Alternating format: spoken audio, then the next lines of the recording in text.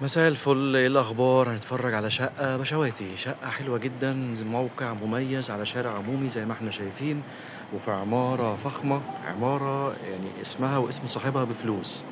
ليه؟ هوريكم الواجهه من بره كده في اخر الفيديو، هوريكم المدخل. الشقه هنا في الدور الثالث، شرقي بحري، دور مميز الناس كلها بتدور عليه.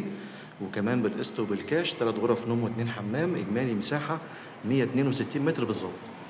ليه 162 متر؟ لان مساحه الارض هنا 324 متر على شقتين. عماره مرخصه 5 ادوار.